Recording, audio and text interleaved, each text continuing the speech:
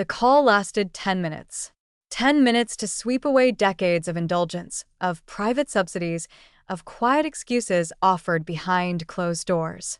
10 minutes for an older brother, now a king fighting to steady his crown, to draw a line that could no longer be crossed. A line that sounded like duty when spoken aloud, and like love when spoken softly, but in truth was something colder and clearer. Enough, silence afterward. The kind that only exists between family members who have said everything and nothing all at once. In that silence, an empire of habits began to crumble. The £1 million allowance that arrived like clockwork. The permissions once granted because of lineage rather than merit. The illusion that time would somehow make this simpler. It did not. It never does. What followed looked clinical on paper. A statement drafted, edited, checked against precedent and tone. The words confirmed a change that had been circling the palace for months. Usage of titles set aside. Honors no longer in active play. Doors that once opened without effort now heavy, resistant, real. The public would read it as discipline. Insiders would read it as strategy. Within the family, it felt like a reckoning long deferred. Understand why this moment detonated when it did. Walk back through the gates of Royal Lodge. A 30-room monument to history and endurance, set against rolling parkland that seems designed to soften any hard truth. For more than 2 decades, the lodge stood as a riddle. A grand estate occupied at minimal cost, defended with legal precision, lived in with a kind of familiarity that can only be earned over time. Separate wings, separate lives, a together-apart arrangement that felt both pragmatic and provocative. The mathematics of it all rarely made sense to the public. The lease did. 75 years on paper. An initial lump sum. Millions poured into refurbishments 2 decades ago. Triggers and clauses that convert property into leverage and leverage into stalemate. Compensation calculated to the pound if the lease is surrendered before a specified year. A reimbursement stream scheduled like heartbeat, annual and precise. Every detail engineered to make staying easier than leaving, and leaving more expensive than enduring. There is a kind of genius to such a structure. Pay little each year.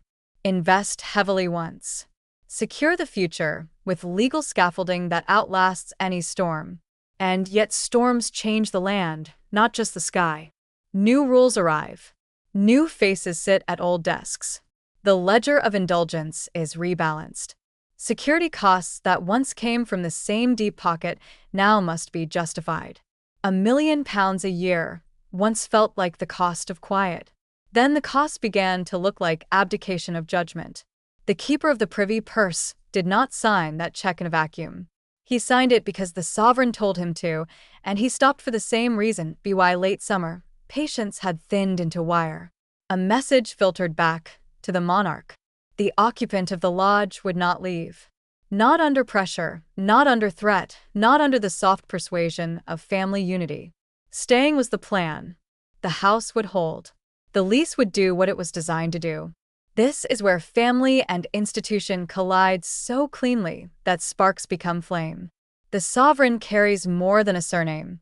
He carries the architecture of trust. A phrase repeated quietly inside the palace hardened into policy. If consent will not be offered, leverage will be applied. If tradition will not persuade, austerity will. The allowance stopped. Not reduced. Not tapered. Stopped. Overnight, a running cost slipped from one set of shoulders to another. The 75-year bargain did not vanish, but it changed color completely. The carrying cost of the house now burned like a steady fever. The maintenance clause turned from an abstraction into invoices and deadlines. A property of that scale does not forgive neglect. Roofs demand attention. Grounds need care. Systems aging quietly in the walls must be tended. The arithmetic shifted. Without a royal stipend, every bill spoke with a single voice. You stay, you pay. Inside the same week, a second front opened. Titles and their usage are more than words on letterhead. They are keys that open rooms. Invitations that materialize because of 2 or 3 syllables attached to a name. The sovereign cannot unspool lineage. He can draw boundaries around how lineage is deployed. The ultimatum was less a threat than a mirror. The mirror reflected what the crown requires to survive a century that no longer treats ceremony as currency. Step back. Step aside. Stop using the tools that tell the world nothing has changed when everything must. The statement arrived, tone firm, posture upright.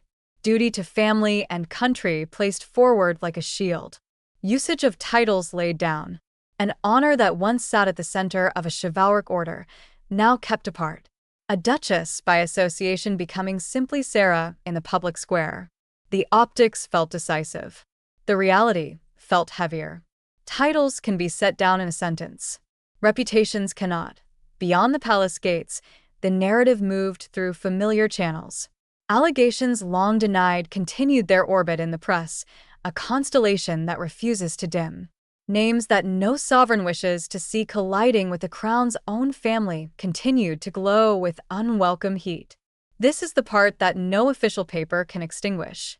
In the court of public memory, association is adhesive. Denials exist. Settlements exist. The friction between them becomes a permanent backstory. The sovereign understands this. He understands it not as gossip but as governance. The crown breathes through the public's tolerance.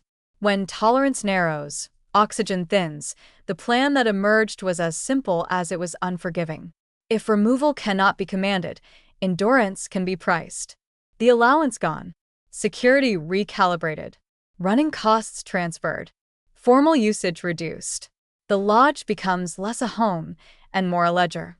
Every month becomes a referendum on staying. Every year becomes a countdown to a lease milestone when severance clauses recalibrate.